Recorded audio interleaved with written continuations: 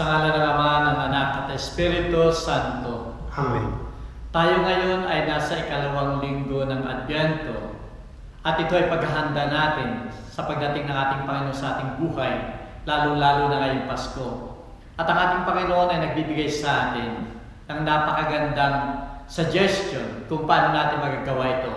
At ito ay walang iba kundi pagsisihan ng ating mga kasalanan at tayo magbalik loob sa ating Panginoon. Sumayin niyo ang Panginoon. At sumayin rin. Ang pagbasa sa Banal na Ebanghelyo ayon kay Marcos. Luwalhati sa iyo, Panginoon.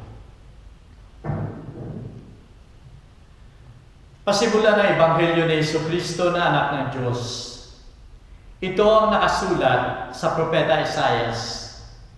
Masdan mo, ipauna ko sa iyo ang aking sugo upang ihanda ang daraanan mo. May isang tinig na sumisigaw sa ilang, ihanda ninyo ang daan ng Panginoon, patagin ang kanyang mga landas. Alinsunod sa pangungusap na ito, dumating si Juan Bautista sa ilang na nangangaral tungkol sa binyag ng pagsisisi at sa ikapagpapatawad ng mga kasalanan. Dinubog siya ng buong Hudiya at ang lahat ng taga-Jerusalem. At sila nagpabinyag sa kanya sa Ilog Jordan na naghahayag ng kanilang mga kasalanan. Si Juan ay nararamtan ng balahibo ng kamilyo at may bigkis na katat. Kumakain siya ng mga balang at pulot-pukyutan sa gubat. Sa kanyang aral ay sinasabi ito, dumarating ng kasunod ko ang isang lalong makapangyarihan kaysa akin. Hindi man lamang ako karapat-dapat tayo bukod sa kanyang harapan upang magkalag ng tali ng kanyang mga pangyapa. Binibinyagan ko kayo ng tubig, ngunit bibinyagan niya kayo ng Espiritu Santo.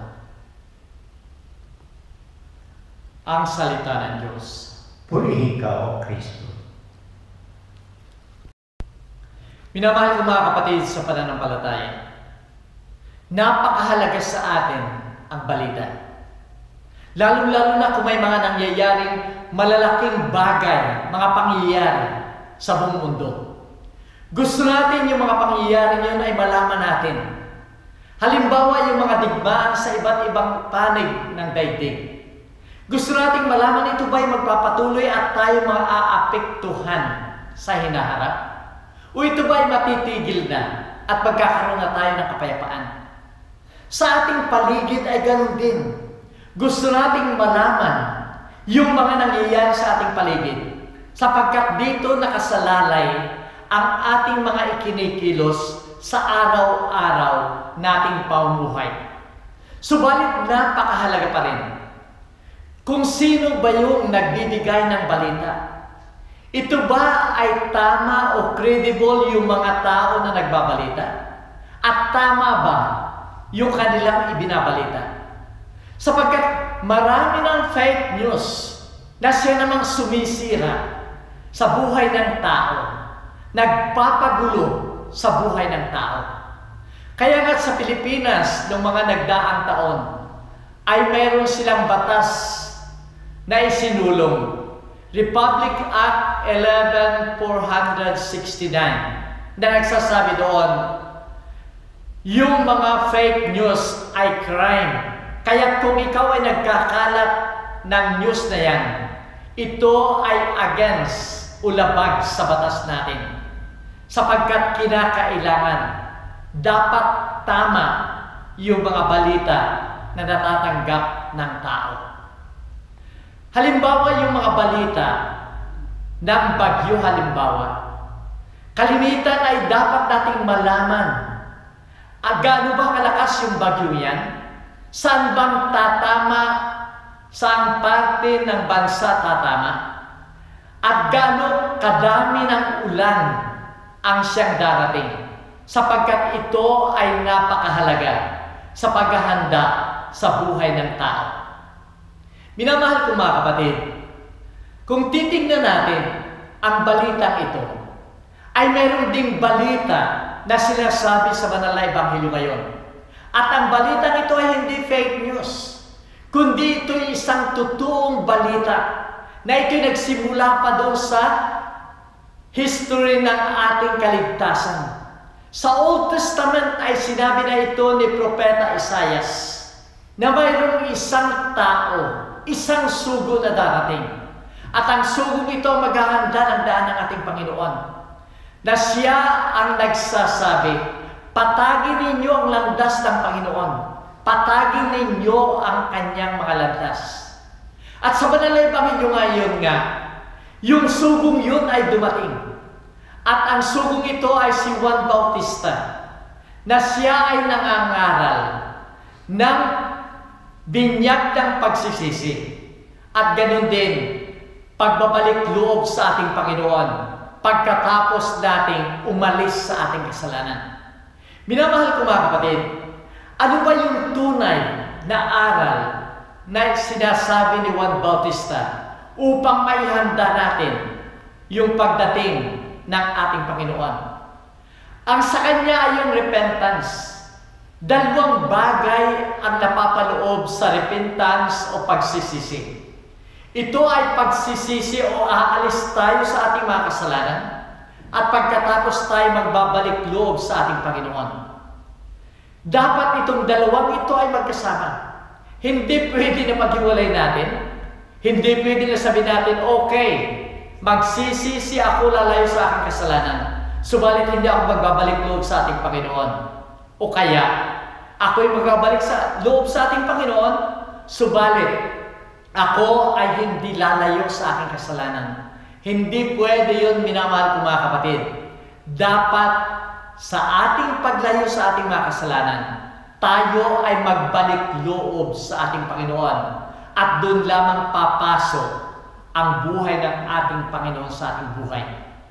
Kung wala tayong repentance, wala tayong kaligayahan, wala tayong kapayapaan, walang peace of mind sa ating sarili, at laging magiging magulo ang ating buhay. Mayroon isang kwento sa buhay ni Leonardo da Vinci. Siya ang nagpinta ng Last Supper. Nang ginagawa na niya yung Last Supper na yan, minsan, isang araw ay nagkaroon siya ng lunch break, tanghalian, kaya siya ay umalis sa kanyang studio upang siya mananghalian. Subalit nang siya ay umalis sa kanyang studio, may nakaaway siya doon sa labas ng kanyang studio. Galit na galit siya. Nakipag-away siya, nakapagsalita siya ng masama doon sa taong yon. Pagkatapos ng kanyang break, bumalik ulit siya doon sa kanyang studio upang ipagpatuloy yung Last Supper na yan. At nang panahon yun, ang kanyang ipinipinta mismo ay yung mukha ng ating Panginoon. Subalit sa laking pagtataka niya, kahit anong gawin niya, na nung mga nakaraang araw, mga nakaraang oras, ay ang dali niyang ipinta yung nais niyang ilagay doon sa Last Supper na yan. Kahit anong mukha doon sa 12 apostoles ay nagawa niya. Subalit ang mukha ng ating Panginoon ay hindi niya magawa na maipinta ayon sa kanyang kagustuhan. At dito'y tumigil siya. At dito'y nagkaroon siya ng reflection. At sa kanyang reflection, maaaring ang pangyayaring ito ay dahil doon sa kanyang nakaaway. Kaya ang ginawa niya, umalis ulit siya sa kanyang studio. Hinanap niya yung taong naging kaaway niya. Humingi siya ng pagpapatawad doon sa taong nakaaway niya. Nakipagbati siya. At pagkatapos, nagbalik loob siya sa ating Panginoon. At sa kanyang pagbabalik doon sa kanyang studio, ang dali niyang naipinta ang mukha ng ating Panginoon. Minamahal ko mga kapatid, ganito rin ang ating buhay. Magkakaroon tayo ng kapayapaan kung ang ating Panginoon ay nasa ating sarili.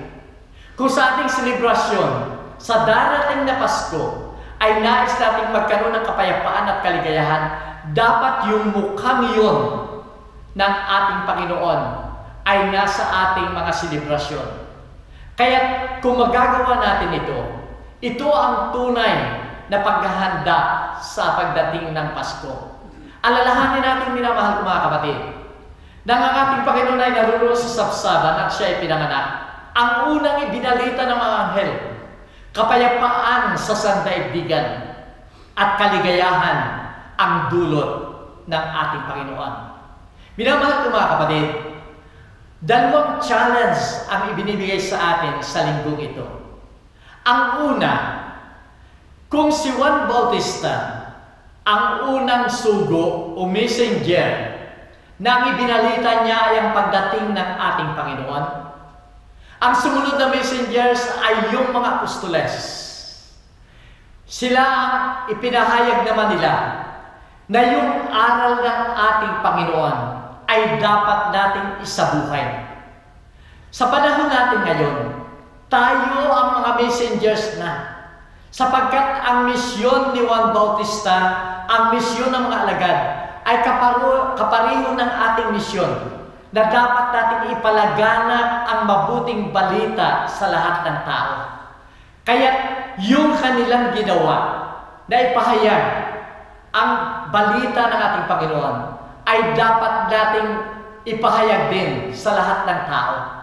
Kaya sa darating na Paskong ito, sana sa lahat nating gagawin, ito man ay ating mga selebrasyon, ito man ay yung ating mga gawain, yung mga regalo na ating gagawin, sana doon napapaloob ang misyon natin na ipahayag natin ang aral ng ating Panginoon. Sana sa ating mga regalo, sa ating mga selebrasyon, ay naroon yung aral ng ating Panginoon. Pagmamahal, pagpapatawad, pagtanggap, paglilingkod, at pagkatapos, ito ang tunay na magiging biyaya ng Pasko sa lahat ng tao. Ang ikalawang challenge sa atin, ang repentance ay dapat natin gawin sapagkat dito lamang magkakaroon tayo ng kapayapaan. Hindi natin maibibigay yung kapayapaang yun sa ibang tao bilang kabahagi ng ating misyon na ibigay ang aral ng ating Panginoon kung wala noon tayo. Kaya sana sa ating paghahanda, ihanda natin ang ating sarili. Lumayo tayo sa ating kasalanan. Pagbalik loob tayo sa ating Panginoon. Minamahal ko mga kapatid, kung ito'y magagawa natin, masasabi natin, totoo nga na ako'y naghahanda.